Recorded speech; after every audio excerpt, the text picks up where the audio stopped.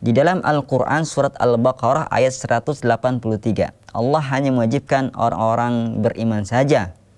Kenapa tidak di situ dikatakan orang-orang Islam? Mungkin maksudnya ayat puasa. Ya ayyuhalladzina amanu kutiba alaikumusiyam kama kutiba alal ladzina min qablikum la'allakum tattaqun. Dari sini Allah SWT ya mewajibkan kepada kita orang-orang yang beriman ya untuk berpuasa sebagaimana orang-orang sebelum kita juga berpuasa agar kita menjadi insan yang bertakwa. Pertanyaannya, apakah orang yang beriman bukan berarti muslim? Tentu orang yang beriman adalah orang muslim ya. Dalam literatur Al-Quran, uslub Al-Quran ketika menyeru orang Islam dengan panggilan ya ayyuhalladzina amanu, hai orang-orang yang beriman ya. Kita tidak temukan dalam Al-Quran ya ayyuhalladzina aslamu, hai orang-orang yang masuk Islam. Tidak. Allah gunakan dalam Al-Quran ya ayyuhalladzina amanu tentu untuk menyeru orang-orang Islam. Jadi dalam literatur akidah pun jikalau disebutkan iman sudah berarti Islam.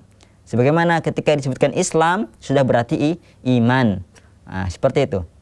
Tapi kalau dikatakan rukun iman, rukun Islam baru berbeda. Akan tetapi jikalau satu disebutkan, maka yang satu juga masuk. Ya, cuma iman berarti Islam juga masuk.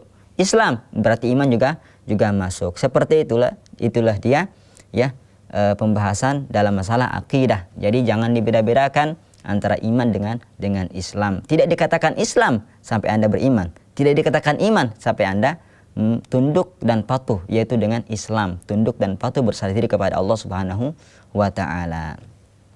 Kenapa tidak di situ dikatakan orang yang berislam? Ya, itulah dia uslub dari Al-Qur'an. Allah Subhanahu wa taala menyuruh kita dengan ya ayyuhalladzina amanu, hai orang yang beriman ya.